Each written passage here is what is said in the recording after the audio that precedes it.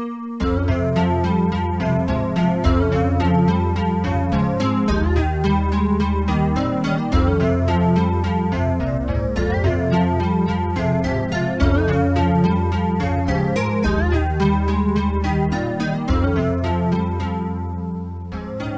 and welcome to Elucidations, a philosophy podcast recorded at the University of Chicago. I'm Matt Teichman. And I'm Mark Hopwood. With us today is Brian Leiter, John P. Wilson Professor of Law and Director of the Center for Law, Philosophy, and Human Values at the University of Chicago. And he's here to talk to us about Friedrich Nietzsche's views on morality. Brian Leiter, welcome.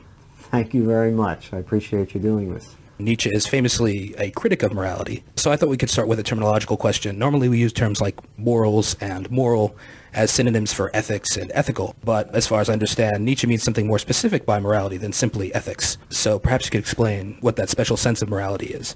Well, so the puzzle you confront when you're reading Nietzsche is that he presents himself as a critic of morality, but at the same time he does speak of things like higher moralities or moralities that he doesn't seem to be critical of.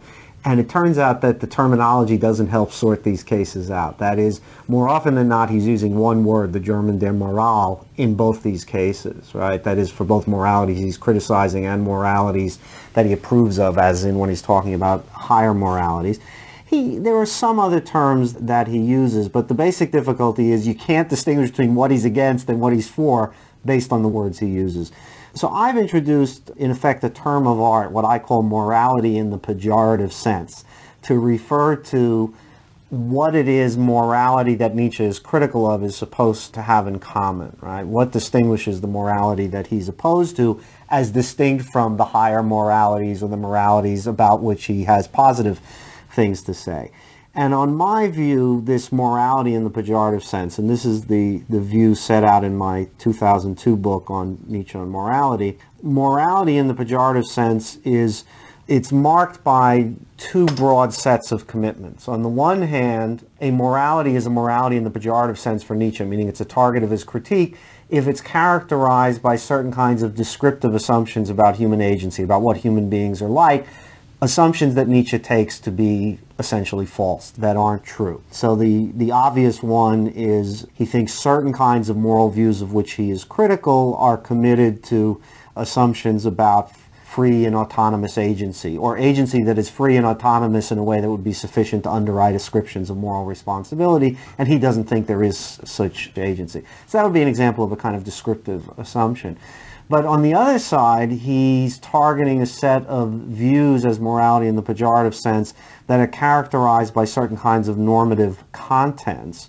And here it's a matter of sort of, a disjunctive list. That is, it suffices for a morality to be a morality in the pejorative sense if it has one or more of these distinctive normative contents. So, for example, if it's an egalitarian morality, right, or if it places a high value upon pity or compassion, if it views altruism and selflessness as the most important hallmark of genuinely moral behavior and a morally good life, if it places an unusually high value on happiness and views suffering, as Nietzsche likes to say, as an objection, right, to life. So those are some of the characteristic normative contents. Now, I think we have to define the concept in this kind of partly disjunctive and rather complex way in order to capture, right, the actual targets he's got in mind, right? So to take, again, a perhaps obvious example, he's clearly a critic of utilitarianism, but it's not the case that utilitarian moral philosophies have to be committed to a view about free agency, right? Again, this is a nuance Nietzsche wasn't particularly thinking of, but we have examples in 20th century utilitarian ethics of philosophers who are utilitarians who assign a very high value to happiness on some interpretation, but at the same time are determinists and not compatibilists. So Jack Smart is the example that's familiar to modern students of moral philosophy.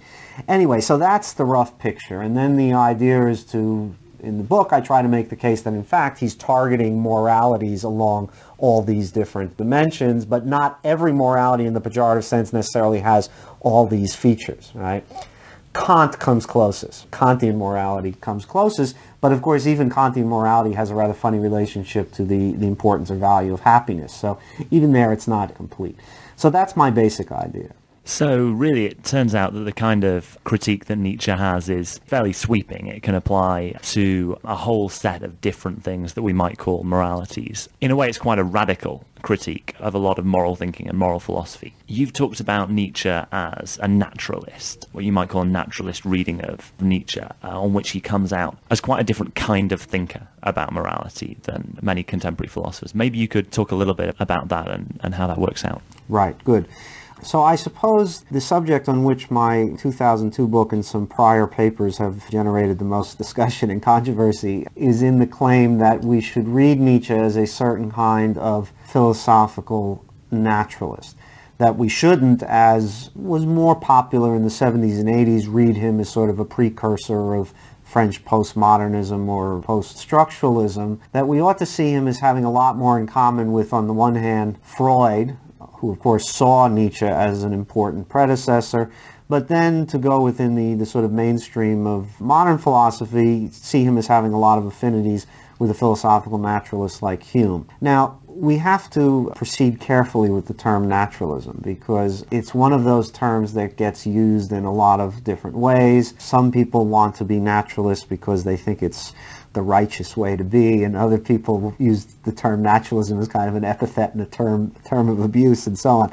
So when I say Nietzsche is a naturalist, a philosophical naturalist, I mean something quite specific. We can distinguish in the first instance between kinds of naturalism that are essentially substantive, that take the view, that represent a certain kind of metaphysical view about what actually exists. So substantive naturalists say the only thing that exists are natural things and supernatural things don't exist. This is, of course, famously uninformative without some way of demarcating the terrain of the natural, and there are lots of divisions among substantive naturalists, right? So physicalism is one kind of substantive naturalism. It's very important to see that on my reading, Nietzsche is not any kind of physicalist, right? Even though that's a very popular view in a lot of contemporary English-speaking philosophy. He is a substantive naturalist in the fairly uncontroversial 19th century sense of he's a skeptic about the supernatural, right?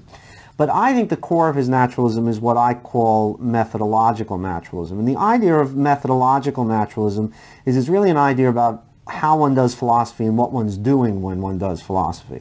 And it's the thought, to start with, that there aren't any sort of distinctively philosophical ways of knowing things or solving problems, right?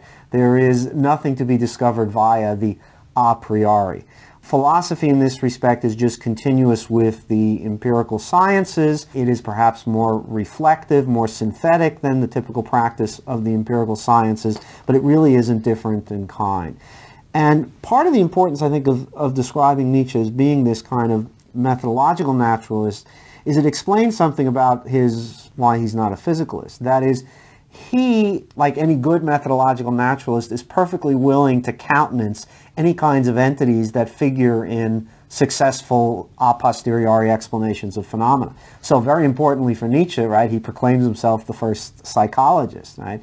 And he thinks psychological explanations are good explanations, better than explanations of the same phenomena in moral or religious terms, but there's no pretense that he thinks the psychological phenomena that figure in good explanations of, say, people's moral beliefs are going to be reducible to physical or natural phenomena. And now one further wrinkle on the methodological naturalism, I refer to Nietzsche as what I call a speculative methodological naturalist. This makes him very much like Hume. You can be a methodological naturalist in the sense of drawing on a well-established paradigm in the empirical sciences to understand some phenomenon. The problem for both Hume and Nietzsche is there is no paradigm for them to draw on, right? Nietzsche has one that he's sort of taken by, which is developments in 19th century physiology, but Nietzsche, like Hume, also wants to come up with what is essentially a speculative psychological theory that's predicated on certain claims about what human beings are like, and then exploits these claims to explain aspects of human beliefs and practices. Very much like Hume, I think you see a structure of argument in Nietzsche that is familiar from Hume, which is we take some class of beliefs, say beliefs in causation for Hume, or in the case of Nietzsche, beliefs in morality, and he is skeptical. Nietzsche and Hume both are skeptical that these beliefs can be rationally vindicated, right? That we would be warranted in holding them based on our best rational criteria for what would warrant holding those beliefs. And then the puzzle arises, well, why do we hold these beliefs? What actually explains it? And this is where the speculative naturalism kicks in as a way of providing usually a certain kind of psychological explanation for why creatures like us would nonetheless accept these beliefs even though there's no rational vindication for them. Right?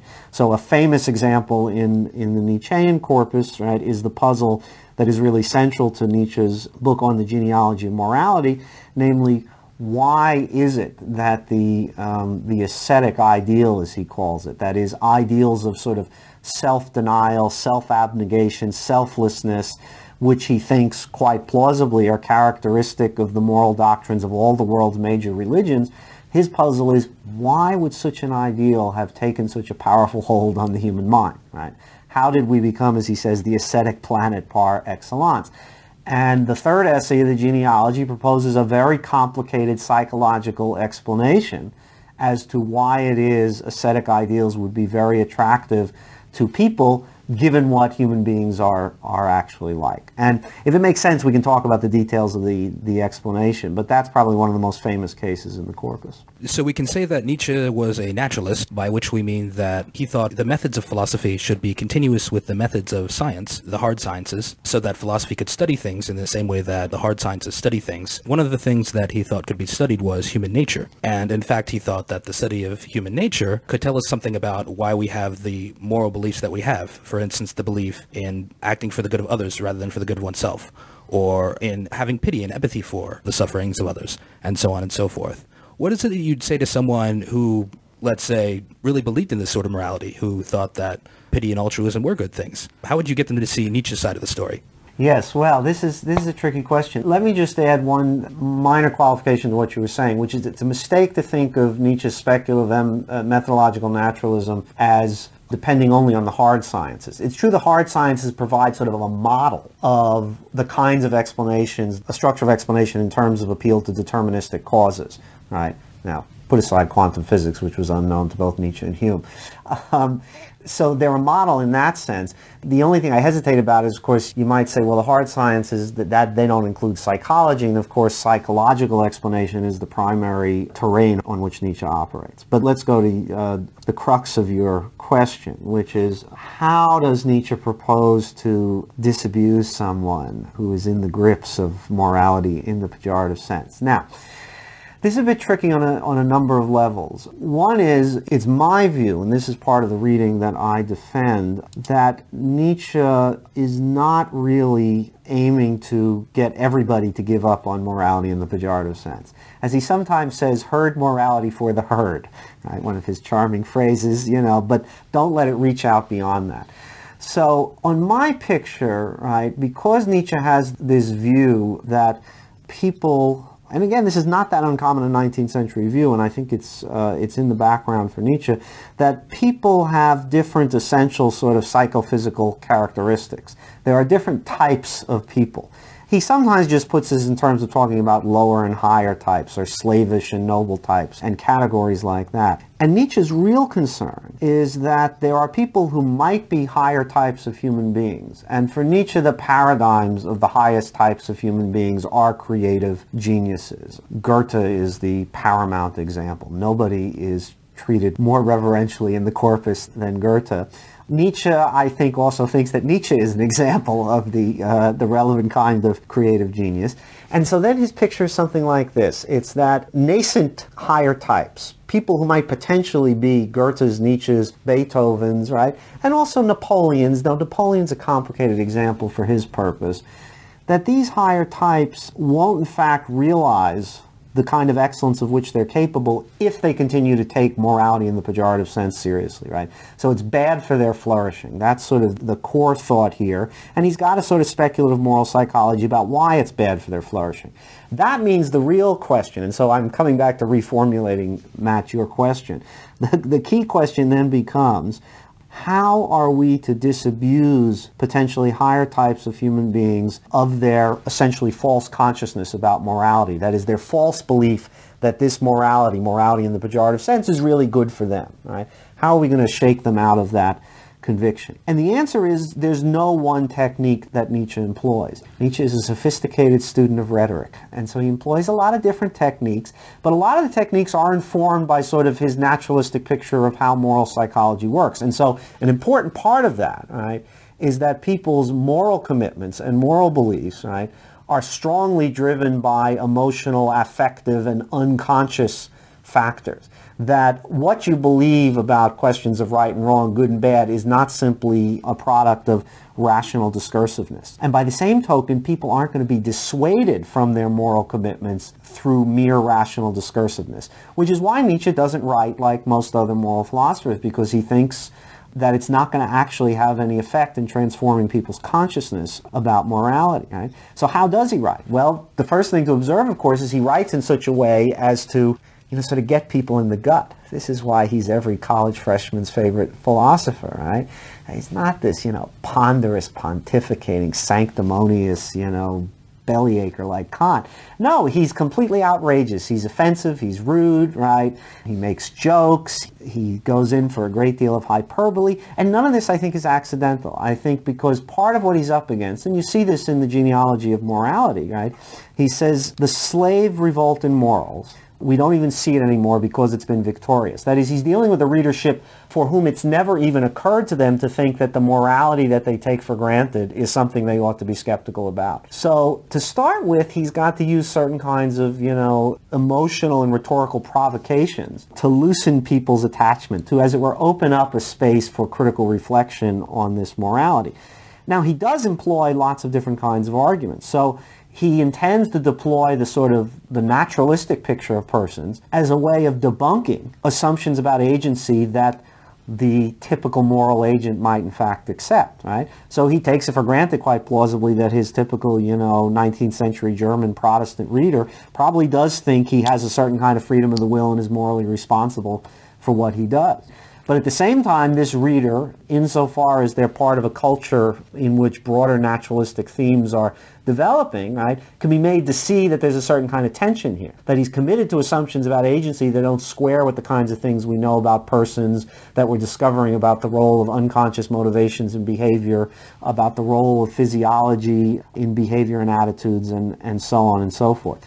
So he is at the same time trying to give certain kinds of arguments, but they're almost always embedded in a kind of rhetoric that's very unusual in philosophy. But there's a reason for that, because he thinks that's the only way to actually affect a transformation in somebody's moral consciousness. You can't argue them out of it through conventional argumentative devices. So that, as it were, in a way it just scratches the surface. There's a lot of different devices that he wants to use. If he can convince certain people that if you're an altruist, you can't actually be Beethoven, that's going to get people agitated, right? Because Beethoven, Goethe, these are cultural heroes. Napoleon, too, was a certain kind of cultural hero, a more complicated one in 19th century Europe.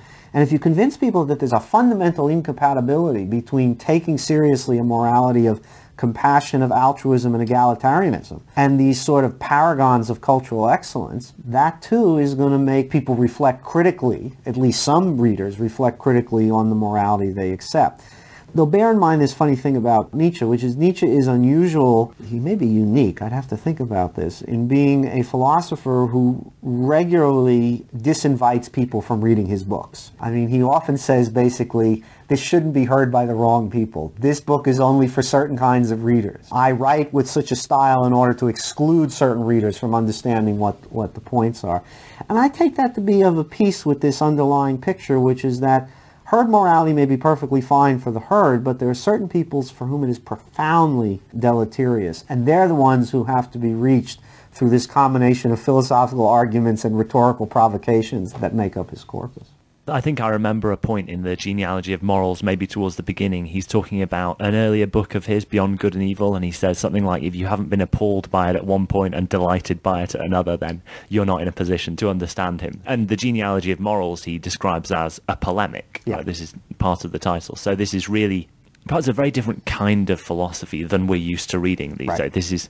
He's trying to get a reaction out of you, in a way. That's right, yeah. One thing that you might wonder, based on what we've been talking about, is where his sense that this task is a necessary one, this task is a good one to be undertaking, comes from. Because one of the things he wants to criticize, it seems, in morality in the pejorative sense is this kind of universality, the idea that one scale of values will do for all and can be applied to all. So what if someone was to worry that, well, underneath this doctrine of types and the idea of different kinds of morality for the herd and for the higher beings, there's a very general idea that what is good for people is what contributes to their flourishing as the kind of being they are, and that's a fairly substantive commitment, and it's supposed to be a fairly universal commitment, and that's not supported in Nietzsche, that this might be a project that undermines itself in some way. What would the response to that claim be? Yeah, I mean, I think you're certainly right that he thinks that if a morality is incompatible with the flourishing, with a person's flourishing, that's a bad thing about that morality. Now, I think we have to be careful in distinguishing between two different kinds of claims about goodness. There are, I'll preface this by saying this is a bit controversial, but you'll allow me the distinction for now, and maybe we'll come back to it. There are claims about what I call in the book prudential goodness, what's good or bad for an agent, or what some philosophers call non-moral goodness, right? That just has to do with well-being.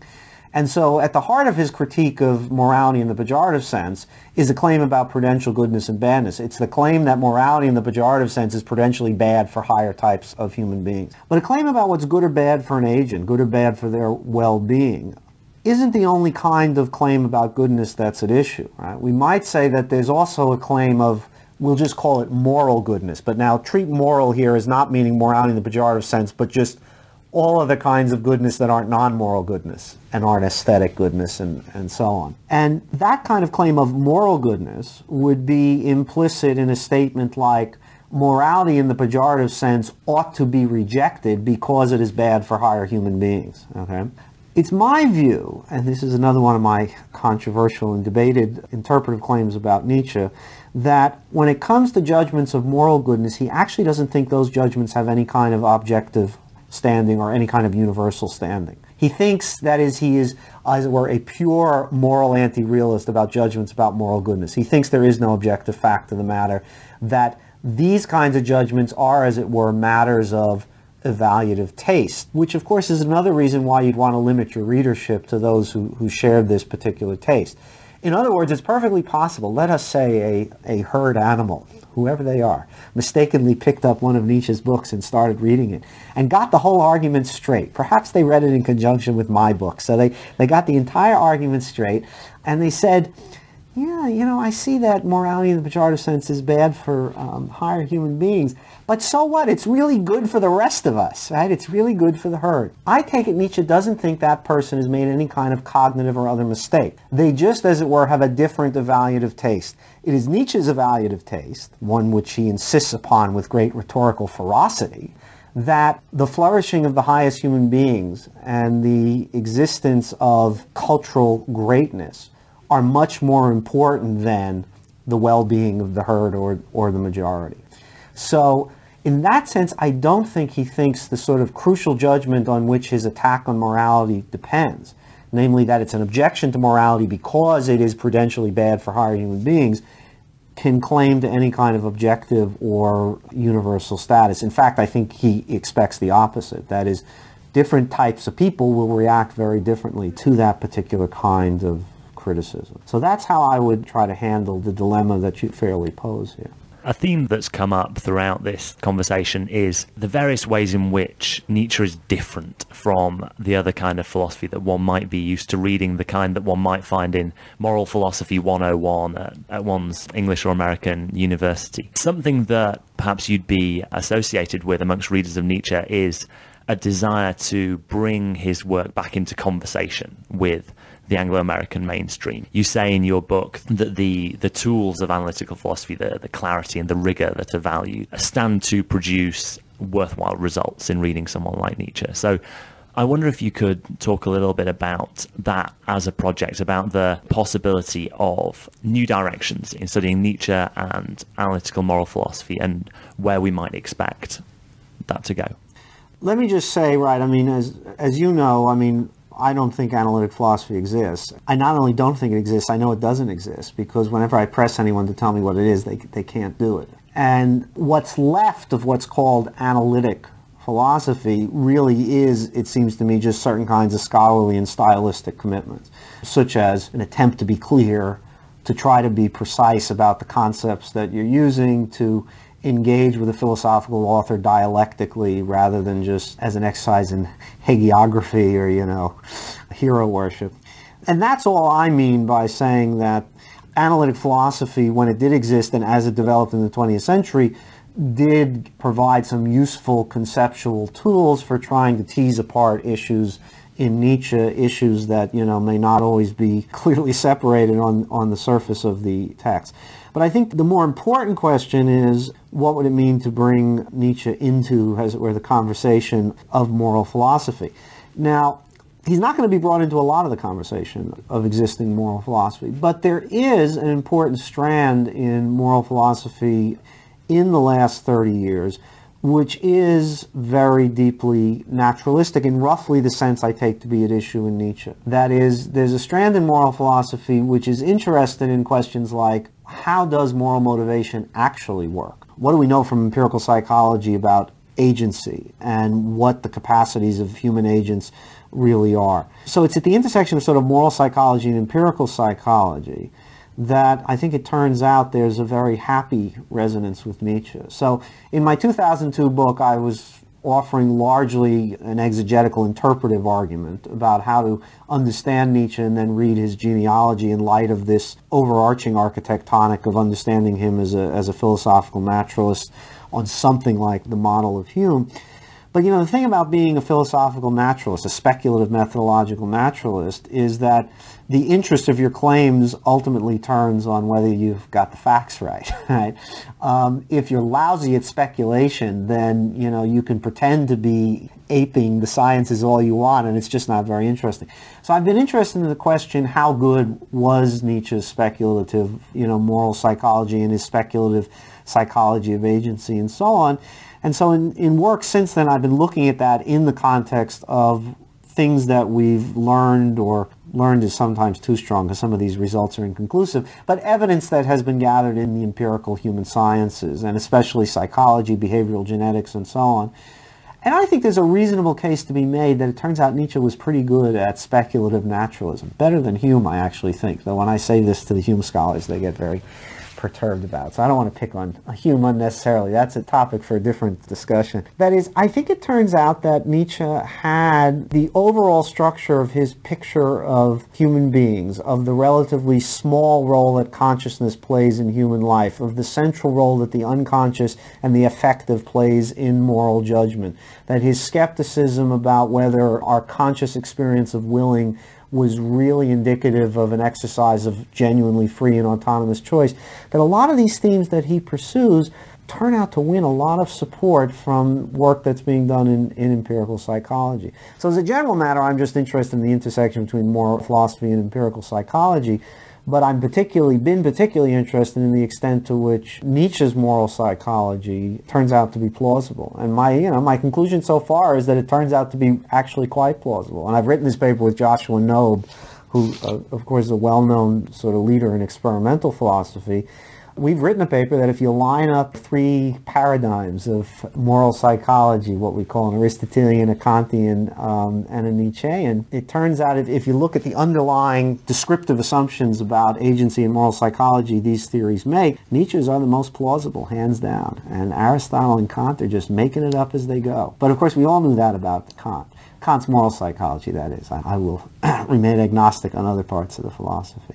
So that's where I see a particularly fruitful point of intersection. Now, there has been a literature in English-speaking moral philosophy that raises criticisms about morality, right? There was the morality demands too much literature, or that morality shouldn't necessarily override all kinds of other considerations. And I've written some looking at versions of this in Bernard Williams and Susan Wolf, Michael Sloat, and other people. And those have been the moral philosophers who have most often tried to claim Nietzsche. It seems to me that what they're doing is a good deal less radical than what Nietzsche was in fact up to. I think this is particularly true of Bernard Williams, who in one sense did a lot of good by lending his prestige and authority to the legitimacy of reading Nietzsche. But on the other hand, I think what he actually got out of Nietzsche was relatively limited and quite tepid by comparison to what Nietzsche was really after. It goes back, Mark, to something you said early on, which is that, in fact, this is really very radical. It's both a radical reconception of what it is to be an agent, what the structure of the mind is like, what actually has value, and much more radical, I think, than anything we find in the mainstream of English-speaking moral philosophy. Whether that will change remains to be seen. I think to the extent that more philosophers become interested in empirical psychology, there will be more interest in earlier figures who were engaged in the kind of speculative psychology in conjunction with doing moral philosophy, and Nietzsche would be a prime example of that.